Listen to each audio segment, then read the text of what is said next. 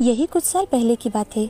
सुधीर नाम का एक लड़का अपनी पढ़ाई पूरी कर नौकरी ढूंढ रहा था, लेकिन न जाने क्यों उसे कोई भी काम पर नहीं रख रहा था। जहाँ जाता नो वैकेंसी कहकर बाहर जाने के लिए कहा जाता था। अब वो नो वैकेंसी सुनकर बहुत परेशान हो चुका था, निराश हो चुका था, हताश हो चुका था। एक दिन की बात है, वो निराश होकर जंगल के पास वाले तालाब के पास बैठकर आत्महत्या जैसे पाप करने का सोच रहा था कि तभी उसका दोस्त राजू वहाँ आ जाता है और वो सुधीर से, हे सुधीर, क्या हालचाल है भाई? अरे ये क्या? ये तो चूहे मारने की दवा है ना? क्या कर रहा था तू इसे लेकर? राजू देखना यार, इतनी पढ़ाई की, मेहनत कर नौकरी ढूंढ रहा हूँ, फिर भी नौकरी नहीं मिल रही। बापू हर रोज तकाता लगा रहे हैं कि कब नौकरी मिलेगी तुझे। अगर नौकरी नहीं मिल रही तो मेरे जैसे ऑटो चला। और मैं, देख दोस्त, जिंदगी हमें एक बार ही मिलती है और जीने के कई मौके देती है। अब बस हमें उन्हें पहचानना है। और ये बात तो बिल्कुल सही कही तेरे बापू ने, मुझे तो बिल्कुल सही लगी है। क्यों टेंशन लेते हो तुम इतना? देखो, जब भी तुम्हारा इंटरव्यू हो तुम वहां जाना और बाकी समय तुम ऑटो चलाया करो। लेकिन राजू, इतनी पढ़ाई के बाद अगर मैं ये छोटा काम करूंगा तो इससे अच्छा है कि मैं, देख भाई, कोई काम छोटा या बड़ा नहीं होता, लोगों का नजरिया अलग अलग होता है। मेहनत तो सबको ही करनी पड़ती है ना। और निराश या हताश होकर बैठने से अच्छा है कि कोई काम किया जाए और अपने परिवार को मदद की जाए। तू ठीक कह रहा है राजू, लेकिन तूने कोई पढ़ाई नहीं की तो तुझे कोई भी काम करने में कोई शर्म नहीं आती। आखिर हर किसी का एक अलग स्टेटस होता है और मैं एक पढ़ा लिखा इंसान हूँ। मैंने कई सारी तकलीफों के बावजूद MBA कंप्लीट किया और तुम, जाने दो, लेकिन लोग क्या कहेंगे मेरे बारे में? राजू मुश्किल से हंसते हुए, सही कहा तुमने, मैं पढ़ा लिखा नहीं हूँ ना, लेकिन मेरे घर के हालात ऐसे थे कि मैं नहीं कर पाया जो मेरे मन में था। और हाँ, स्टेटस की बात करो तो अब देख, मैं जो चाहे कर सकता हूँ। सब कुछ है मेरे पास, छोटा सा है लेकिन खुद का एक घर है, मोटर बाइक है, घर में खाने पीने की सारी जरूरत की चीजें हैं। अपनी मेहनत पर हमें विश्वास होना चाहिए, ना कि सिर्फ अपने पढ़ाई पर। हाँ, पढ़ाई जिंदगी में बहुत जरूरी है, लेकिन मेहनत भी तो जरूरी है ना दोस्त। अगर तुम्हें 1 साल तक नौकरी नहीं मिलेगी तो तुम अंदर से टूट जाओगे और मैं 1 साल में और नई ऊंचाइयों पर पहुंच जाऊंगा। अब तुम्हें सोचना है कि तुम्हें क्या करना है। लोग तो कहेंगे, उनका काम ही है कहना। राजू, मुझे माफ कर दे यार, मैंने तुझे कितना गलत समझा, लेकिन फिर भी तुमने मुझे कितने अच्छे से समझाया। अब मैं वही करूंगा जो मेरा दिल कहे। दिमाग की बात अब मैं सिर्फ तब सुनूंगा जब मुझे कोई अच्छी नौकरी मिल जाए। ये हुई ना बात? राजू सुधीर का सबसे अच्छा और पक्का दोस्त था। जो भी हो जाए, लेकिन कोई भी उनकी दोस्ती में दरार नहीं डाल सकता था। और राजू हमेशा सुधीर के लिए एक प्रेरणा बनना चाहता था, ताकि सुधीर अपने मन की ऊंचाइयों को छू पाए और अपने सपने पूरे कर सके। उसने सुधीर के मन को, सुधीर की निराशा को पहचान लिया था और इसी कारण आज उसने उसे जीने का नया पाठ पढ़ाया था, ताकि वो निराशा की गहराई में ना फंस जाए। अब सुधीर घर जाकर अपने पिता से, पिताजी, आज से मैं ऑटो चलाऊंगा। सुधीर ऑटो चलाना जानता था क्योंकि उसके पिता यही काम करते थे। सुधीर की बात सुनकर उसके पिता, तो चल, मैं आज तुझे भाड़े पर एक ऑटो लेकर देता हूँ। लेकिन पिताजी, हमारे पास तो अपनी ऑटो है ना, मैं घर पर बैठकर क्या करूँगा? दोनों कमाएंगे तो ज्यादा पैसे आएंगे घर में। अब तेरी बहन की शादी भी तो करवानी है। अब दूसरे ही दिन से सुधीर ऑटो चलाना शुरू कर देता है। दूसरी ओर नौकरी ढूंढने का काम भी कर रहा था। 1 साल यूं ही गुजर जाता है। एक दिन की बात है, सुधीर एक औरत को लेकर बाजार में अपनी ऑटो से जा रहा था कि उस औरत का फोन बजता है। वो फोन उठाती है और, हाँ दीदी बोलो। औरत ने अपना फोन स्पीकर पर रखा था ताकि उसे आवाज अच्छे से सुनाई दे। तभी दूसरी ओर से आवाज आती है, सुधा, हमें बहुत बड़ी ऑर्डर मिली है पापड़ बनाने की, तो कल से हमें कुछ और औरतें चाहिए होंगी। और हाँ, हमें एक सेल्समैन भी चाहिए जो हमारे पापड़ को मार्केट में अच्छा रिस्पांस दिलाए। ठीक है दीदी, मैं आज ही घर जाने के बाद देखती हूँ, कोई मिले तो। औरत फोन रख देती है तो सुधीर, मैडम, क्या आप पापड़ बनाने का काम करती हो? हाँ भाई, हमारा एक छोटा सा गृह उद्योग है। हम कुछ महिलाएं मिलकर ये काम करती है। हमारी मैडम उच्च शिक्षित है, लेकिन नौकरी ना मिलने के कारण आज उन्होंने हम जैसी जरूरतमंद औरतों के लिए ये उद्योग शुरू किया। अच्छा, क्या मैं आपकी मैडम से मिल सकता हूँ? हाँ भैया, जरूर मिल सकते हैं। क्यों नहीं मिल सकते? कल शाम 5 बजे श्यामनगर में आ जाइएगा। हमारी मैडम शिल्पा ने वहीं पर काम शुरू किया है। ठीक है। अब दूसरे ही दिन सुधीर शिल्पा से मिलने चला जाता है। वहाँ जाकर सुधीर शिल्पा को देखते ही चौंक जाता है, क्योंकि शिल्पा वही लड़की थी जो सुधीर के साथ पढ़ाई करती थी, जो उनके कॉलेज की सबसे होशियार लड़की थी, और सुधीर उसी से प्यार भी करता था। शिल्पा, तुम यहाँ? अरे सुधीर, तुम यहाँ कैसे? और ये क्या तुम ऑटो चलाते हो? हाँ शिल्पा, क्या करूँ, नौकरी ही नहीं मिल रही थी तो मैंने। हाँ, सही कहा तुमने। हम जैसे कई सारे लड़के और लड़कियां हैं जो बेकार और बेरोजगारी के कारण आत्महत्या कर रहे हैं या फिर निराश और हताश होकर बैठ जाते हैं। मैं कई दिनों तक सोच रही थी, फिर इन औरतों से मिली जो अपने लिए, अपने परिवार के लिए कुछ करना चाहती थी, तो मैंने ये काम शुरू किया। हाँ शिल्पा, तुमने बिल्कुल सही किया, बहुत अच्छा किया है तुमने। सुधीर, तुमने भी एमबीए किया है, क्यों ना तुम भी हमारे साथ जुड़ जाओ।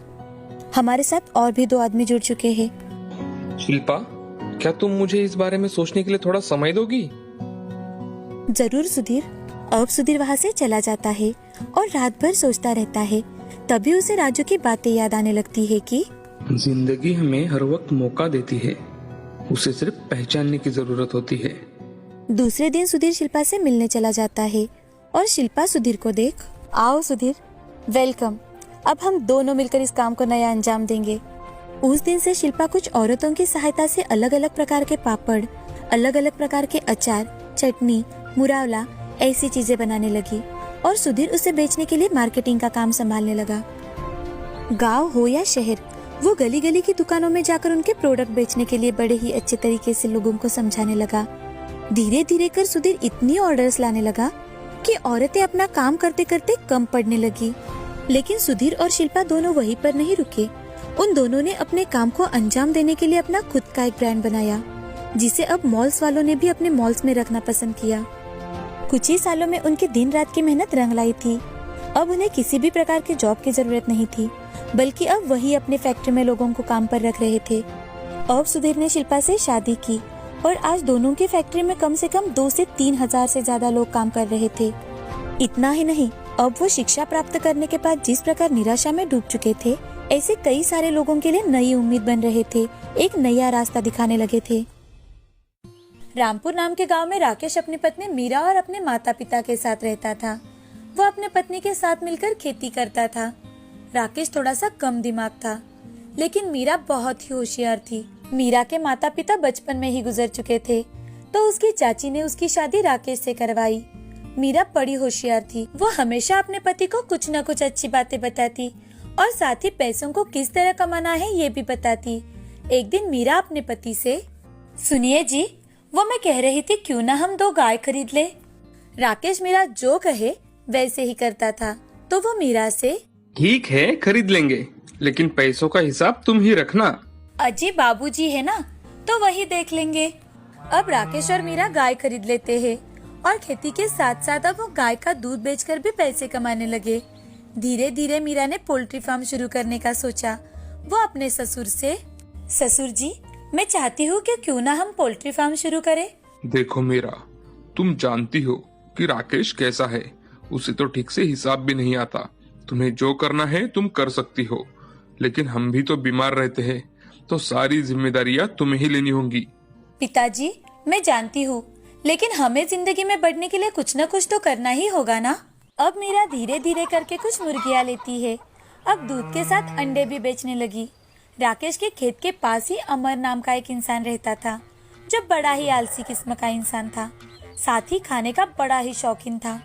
उसे हमेशा दूसरों से पैसे उधार लेकर या फिर गांव में कहीं शादी हो, वहां जाकर खाना खाने में बड़ा मजा आता था। उसे बुलाया हो या ना हो, वो हमेशा किसी भी पार्टी में चला जाता था। अब लोगों ने उसे बात करना ही बंद कर दिया था, पर फिर भी वो लोगों से बातें करने की कोशिश करता, और अगर कोई मिले ही ना तो वो राकेश से बातें करता रहता। एक दिन उसके मन में आया, अरे राकेश को तो बढ़िया बीवी मिली है भाई, वो मेहनत करती है और राकेश मजे से खाता है। काश मुझे भी ऐसी कोई लॉटरी हाथ लग जाए कि पैसे भी मिले और खाने में भी बढ़िया चीजें मिले। दिन बीत रहे थे। वो हर रोज चुप चुप के अपने खेत से राकेश के खेत में देखता रहता। बहुत दिन बीत चुके थे। अब अमर मन ही मन, अरे यार, बहुत दिन बीत चुके हैं, कुछ खाने को ही नहीं मिला, कुछ तो करना ही होगा। अमर को कुछ अलग खाने का मन कर रहा था। तभी राकेश अपने मुर्गियों को उठाकर टोकरी के नीचे रख रहा था। मुर्गियों को देखकर उसके मन में लालच पैदा हो गया और साथ ही उसके मुंह में पानी भी आ गया था। वो मन ही मन, अरे वाह वाह, क्या बात है, इतने दिन बीत गए, मेरा तो यह ध्यान ही नहीं गया। इतना अच्छा खासा खाना मेरा इंतजार कर रहा है, लेकिन इसे अपने पास कैसे लाऊं? अब वो राकेश को अपनी चिकनी चुपड़ी बातों में लाने की कोशिश करता है, लेकिन राकेश उसकी बातें सुन अपना काम खत्म कर वहाँ से चला जाता है। अब 2-3 दिन बीत जाते हैं। मीरा अपने चाचा चाची से मिलने के लिए उनके घर चली जाती है। ये देख अमर सोचता है, आहा, क्या बढ़िया मौका हाथ लगा है मेरे। मीरा अब तो अपने मायके जा पहुंची होगी। आज रात को ही अब मैं एक मुर्गी उठा लाता हूँ। अब अमर रात होने का इंतजार करने लगा। शाम के वक्त राकेश ने अपनी सारी मुर्गियां टोकरी के अंदर रख दी। ये सब कुछ अमर अपने खेत से छिपकर देख रहा था। रात होते ही जैसे ही राकेश और उसके माता पिता सोने के लिए घर के अंदर चले जाते हैं, तो अमर धीरे से आकर एक मुर्गी चुरा कर भाग जाता है और उस मुर्गी को पकाकर खा लेता है। वो पकी हुई मुर्गी खाते खाते, वाह वाह वाह, बड़ी लाजवाब है ये मुर्गी, कितने दिनों बाद स्वाद आ गया। वाह, एकदम बढ़िया। मुझ पर किसी को शक ना हो, इसलिए 2-3 दिन में एक बार ही मुर्गी उठानी पड़ेगी। राकेश के पास इतनी मुर्गियां हैं, एक हाथ गायब हो जाए तो उसे क्या पता चलेगा। अब 2 दिन बीत चुके थे। मीरा भी अपने मायके से वापस आ चुकी थी। आते ही उसने मुर्गियां देख राकेश से, राकेश जी, इन मुर्गियों में एक मुर्गी कम है। अरे हाँ, मैं सोच रहा था शायद मेरी गिनती गलत हो गई होगी, तो मैंने ध्यान ही नहीं दिया। जाने दीजिए, कोई बात नहीं। अब रात होते ही अमर धीरे से आकर एक और मुर्गी चुरा लेता है। दूसरे दिन सुबह जब मीरा मुर्गियों को बाहर निकालने जाती है, तो उसे एक और मुर्गी कम दिखाई देती है। वो उस मुर्गी को यहाँ वहाँ देखने लगती है। तभी मीरा को अमर उसके खेत में झांकते हुए दिखाई देता है। अब वो अपने पति राकेश से, राकेश जी, जरा यहाँ तो आइए। राकेश मीरा के पास जाते ही मीरा जरा ऊंची आवाज में राकेश से, अजी देखिए तो, आज फिर से हमारी एक मुर्गी कम है। अपने आप कैसे हो सकता है ये सब? ऐसा तो हो ही नहीं सकता। अब हम क्या करेंगे मीरा? मीरा कुछ सोचने लगती है। अब वो एक नाटक रचाती है, जिसमें वो राकेश और उसके सास ससुर को भी शामिल कर लेती है। वो घर में जाकर धीरे आवाज में सबसे, देखिए, आज फिर से हमारी एक और मुर्गी गायब हुई है। हो सकता है कि कल और भी मुर्गियां गायब हो। हमें उस चोर को ढूंढना ही होगा। सारी घटनाओं को देख उसे लग रहा था कि चोरी अमर ने ही की होगी, क्योंकि जब भी अमर को कुछ भी मुफ्त का नहीं मिलता था, तो वो ऐसे ही चोरी करके खाता था। साथ ही मीरा को राकेश से ये बात भी पता थी कि अमर जब भी कुछ हेवी खाता, तो दूसरे दिन उसका पेट दर्द होता था। इसी का फायदा लेकर मीरा अपने प्लान की शुरुआत करती है और जोर से, अरे राकेश जी, मैं तो आप सबको बताना ही भूल गई थी कि मैं अपनी माँ के घर से आते वक्त मुझे एक सिद्ध पुरुष मिले थे और उन्होंने मुझे आशीष के तौर पर कुछ दाने दिए थे और कहा था कि ये दाने अपने मुर्गियों को खिलाना, ताकि अगर गलती से भी कोई तुम्हारी मुर्गी चुरा कर खा ले तो उसे पेट में बहुत ज्यादा दर्द हो जाएगा और वो शायद। मीरा की सारी बातें हर रोज की तरह अमर ने आज भी सुन ली।